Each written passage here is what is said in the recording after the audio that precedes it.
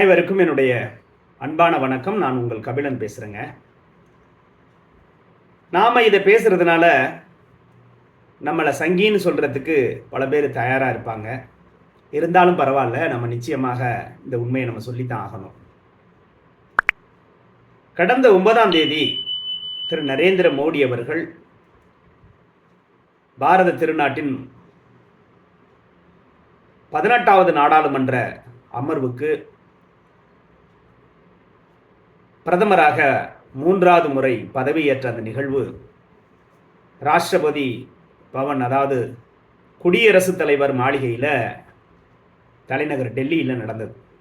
இந்த விழாவுக்கு உலகம் முழுவதும் பல்வேறு நாடுகளிலிருந்து பல்வேறு தலைவர்கள் கலந்து கொண்டாங்க. இந்தியா முழுவதுமே பல்வேறு முக்கிய பிரமுகர்கள் கலந்து கொண்டாங்க. சினிமா பிரபலங்கள், தொழிலதிபர்கள் எல்லாமே கலந்துக்கிட்டாங்க. நம்ம எல்லாருமே பார்த்தோம், அந்த காணொலியில் பார்த்தோம். இதில் இந்த காணொலியில் தொலைக்காட்சி ஊடகங்களுடைய வெளிச்சம் படாமல் சில பேர் இந்த பதவியேற்பு விழாவில் கலந்து கொண்டு பாரத பிரதமர் நரேந்திர மோடி அவர்களுக்கு தங்களுடைய அந்த வாழ்த்துக்களையும் ஆசீர்வாதத்தையும் அவங்க அளிச்சிருந்தாங்க. முக்கியமாக இதில் சொல்லணும் அப்படின்னா 50 திருநங்கைகள் கலந்துக்கிட்டாங்க. இது உத்தரப்பிரதேச மாநிலத்திலிருந்து வரவழைக்கப்பட்டிருந்தாங்க. 50 திருநங்கைகள் கலந்து கொண்டு அவர்களை முறையாக வர வச்சு அவர்களுக்கு முறையாக தங்குவதற்கு அனைத்து ஏற்பாடுகளுமே பாரதிய ஜனதா கட்சியினுடைய முன்னாள் அமைச்சர்கள் ஒருவர் அதை செஞ்சுருந்தாங்க. அதே மாதிரி அந்த பதவி ஏற்பு விழாவில் கடைமட்ட தொழிலாளர், அதாவது துப்புரவு பணியாளர்கள் ஒரு 90 பேர் கலந்துக்கிட்டாங்க. கடைநிலை ஊழியர்கள் ஒரு 30 பேர் கலந்துக்கிட்டதாக இந்த செய்திகள் வருகிறது. இது ரொம்ப நீங்கள் பாருங்களேன், எவ்வளவு பெரிய விழா. ஜனநாயகத்தில் மிகப்பெரிய நாடாக இருக்கக்கூடிய இந்த இந்தியாவில் 3வது முறையாக திரு நரேந்திர மோடி அவர்கள் பதவியேற்கும் விழாவை உலகமே ஆவலுடன் எதிர்பார்த்து காத்து கொண்டிருந்தது. ஏன் நாடுகளின் வல்லரசாக இருக்கக்கூடிய அமெரிக்கா கூட இந்த தேர்தல் நிகழ்வை நாங்கள் உன்னிப்பாக கவனித்து கொண்டிருக்கிறோம் என்ற ஒரு ஸ்டேட்மெண்ட்டை அவங்க விட்டிருந்தாங்க. அனைத்து நாடுகளுமே தங்களுடைய வாழ்த்துக்களை திரு நரேந்திர மோடி அவர்களுக்கு தொலைபேசியின் வாயிலாக, ஊடகங்கள் வாயிலாக தெரிவித்திருந்தார்கள். அப்படி ஒரு சிறப்பான இந்த நிகழ்வுல யாருமே எதிர்பார்க்காத வகையில், யாரு கண்களுக்கும் தெரியாத வகையில் இந்த திருநங்கைகளும் கடைநிலை ஊழியராக இருக்கக்கூடிய துப்புரவு பணியாளர்களும் கலந்து கொண்டு மோடி அவர்களுக்கு அந்த வாழ்த்து தெரிவித்தது நான் உண்மையிலே மனதார நான் பாராட்டுகிறேன். இதுதாங்க சமூக நீதி, இதுதாங்க அனைவரையும் நேசிக்கக்கூடிய ஒரு தலைவனுடைய அடிப்படை பண்பாக இருக்க வேண்டும். அது மட்டுமல்ல, ஏன்னா இன்னைக்கு தென்னிந்தியாவில் கூட பாரதிய ஜனதா கட்சி பல மாநிலங்களை இன்னைக்கு வேரூன்றி நாடாளுமன்ற உறுப்பினர்களை தேர்ந்தெடுத்து நாடாளுமன்றத்திற்கு அனுப்பிவிட்டாங்க. தமிழ்நாட்டில் அது நடக்கலை. கேட்டால் இவர்கள் சொல்லுவார்கள் திராவிட மண்ணு, பெரியார் பூமி அப்படின்லாம் சொல்லுவாங்க. இவர்கள் திராவிடம் என்று சொல்லி, சமூகம் நீதிம் என்று சொல்லி பேசக்கூடிய இவர்களுடைய இப்போ நாடாளுமன்ற தேர்தலில் வெற்றி பெற்று அன்னைக்கு பதவி ஏற்கும் விழாவில் திரு நரேந்திர மோடி அவர்களோடு சேர்ந்து கிட்டத்தட்ட 71 அமைச்சர்கள் பதவியேற்றுக் கொண்டார்கள். ஏன்னா யார் சமூக நீதியை பேசுகிறாங்க, யார் சமூக நீதியை கடைபிடிக்கிறார்கள் என்பதை நம்ம பார்க்கணும். அதுதான் இந்த வீடியோவில் நம்ம பேச போகிறோம். வெறுமனே சமூக நீதி, மண் உரிமை, பெண் உரிமை, தமிழருக்கான உரிமை, தமிழ்நாட்டு பாதுகாப்பு எல்லாம் பேசிட்டு வெறுமனே பேசிட்டு அதற்கு நேர் எதிர்மாறாக செயல்பாடுகள் தான் தமிழ்நாட்டில் நடக்குது. அப்ப யார் சமூக நீதியை கடைபிடிக்கிறார்கள், யார் சமூக நீதியாக வாழ்ந்து கொண்டு அடையாளமாக இருக்கிறார்கள் என்பதை நீங்க பார்க்கணும். அப்ப மோடி அவர்களோட சேர்த்து 72 பேர் பதவியேற்றுக் கொண்டார்கள் அந்த நிகழ்வுல. இதுல கிட்டத்தட்ட ஒரு 33 நபர்கள், புதிய நபர்கள், அமைச்சர்களாக புதிய நபர்கள் பதவியேற்றுக் கொண்டார்கள். இதுல நரேந்திர மோடி அவர்கள் சார்ந்த பாரதிய ஜனதா கட்சி அந்த ஆட்சியை அமைப்பதற்குரிய 272 இடங்களை பெரும்பான்மையாக வெற்றி பெறல. 240 இடங்கள் தான். அப்ப தெலுங்கு தேசம் சந்திரபாபு நாயுடு அவர்களுடைய அரசியல் கட்சியும் நிதிஷ்குமார் அவர்களுடைய ஐக்கிய ஜனதா தள அவங்க 2 பேரும் சேர்ந்து இதர சில கட்சிகளும் சேர்ந்து 293 இடங்கள் இன்னைக்கு சொல்லப்படுது. 293 இடங்களை கைப்பற்றி என்டிஏ கூட்டணி ஆட்சியில் அமர்கிறது.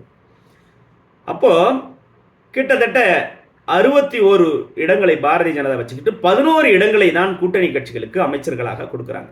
இப்போ நான் ஏற்கனவே சொன்ன மாதிரி 33 நபர்கள் புதிய நபர்கள் திரு நரேந்திர மோடி அவர்களின் 3ஆவதாக அமைய இருக்கிற அந்த அமைச்சரவையில் 33 நபர்கள் புதிய நபர்கள்.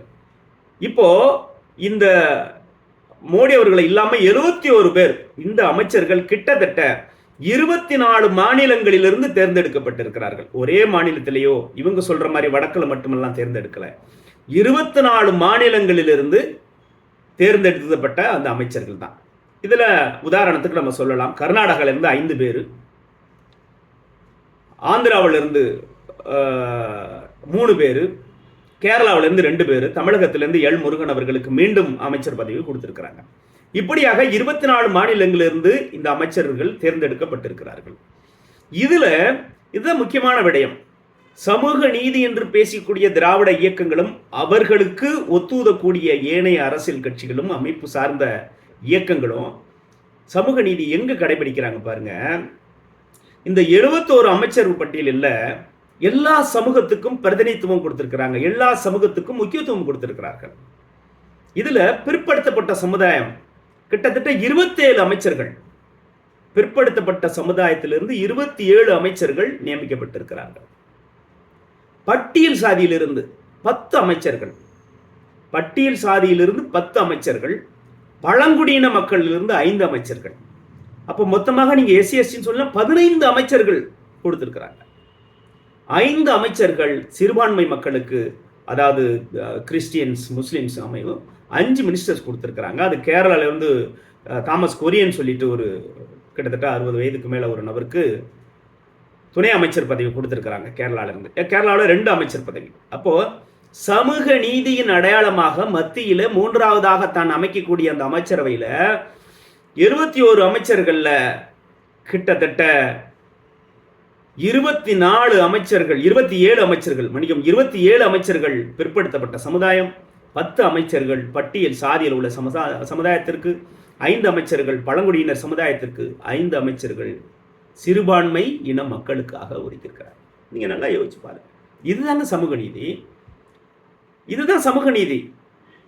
இவர்கள் சொல்லுகிற மாதிரி பூணூல் போட்டிருக்கிறாங்கிற ஒரே காரணத்துக்காக ஒரு சமுதாயத்தை அவர்கள் முன்னிறுத்துவதாகவும் அதை இவர்கள் எதிர்த்து போராடுவதாகவும் இந்த ஒரு குறிப்பிட்ட இன மக்களை தொடர்ந்து தாக்கி அவர்களை இழிவுபடுத்தக்கூடிய வேலை தான் இந்த திராவிடம் செய்கிறது இல்லையா? பாருங்க, நீங்க நினைச்சு பாருங்க.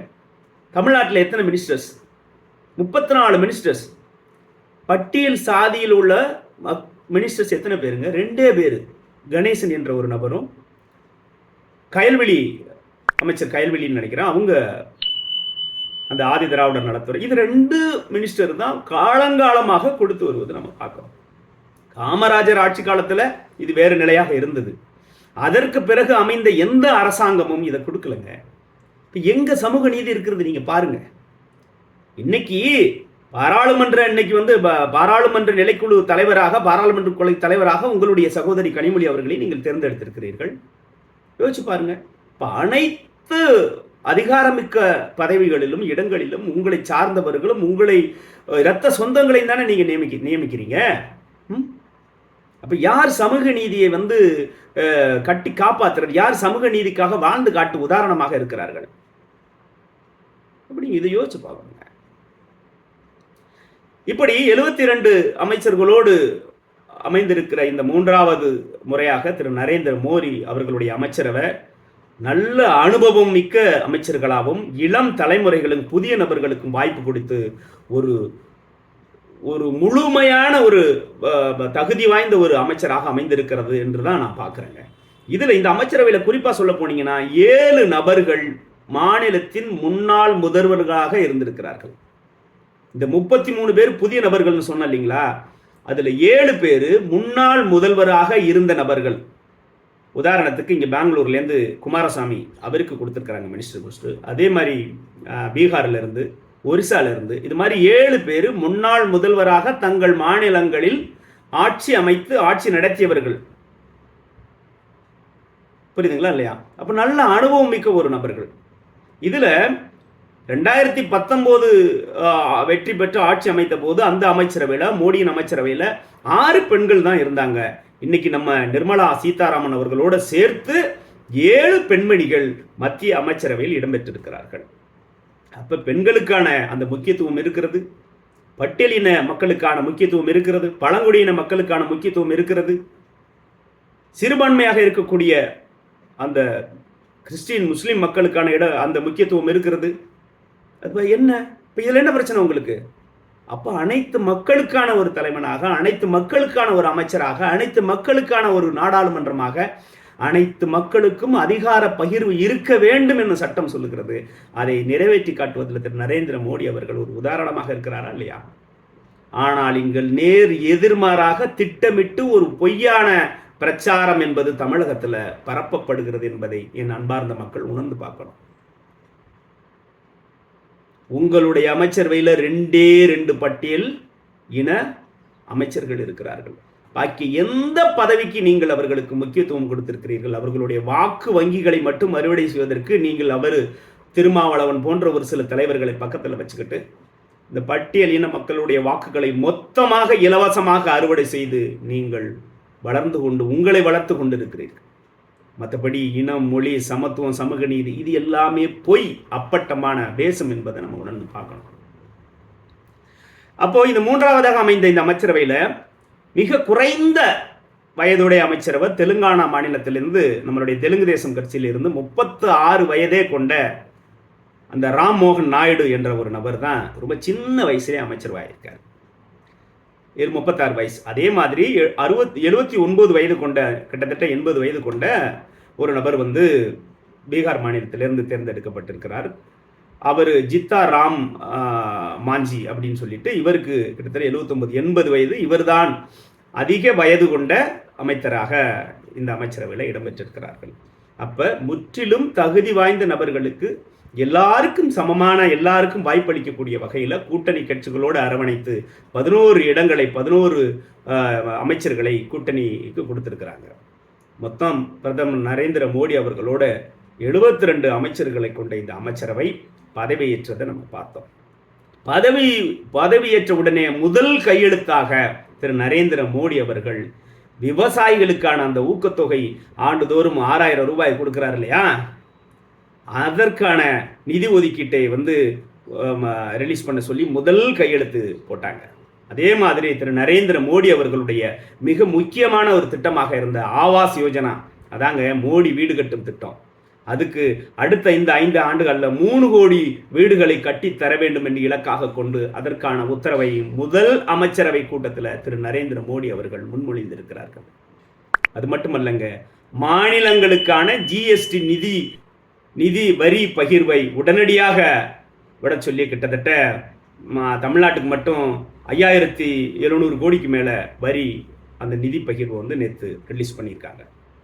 இப்போ இந்த 3 முக்கிய நிகழ்வுகளும் மோடி அவர்கள் பதவியேற்ற உடனடியாக அமலுக்கு இந்த திட்டங்கள் நிறைவேற்றப்பட்டிருக்கின்றன. திரு நரேந்திர மோடி அவர்கள் அடுத்து வருகின்ற 100 நாட்களுக்கான வேலை திட்டத்தை ஏற்கனவே அவர் திட்டமிட்டு தயாராக வைத்துக் கொண்டிருக்கிறார். எனவே அடுத்தடுத்து மிக அருமையான, மக்களுக்கு பயன்பெறும் வகையில் நல்ல பல திட்டங்கள் வரும் என்பதில் நமக்கு 100% நம்பிக்கை இருக்குது. வாங்க நம்ம மீண்டும் அடுத்த ஒரு காணொலியில் வேறொரு நிகழ்வு பற்றி பேசுவோம். நன்றி, வணக்கம்.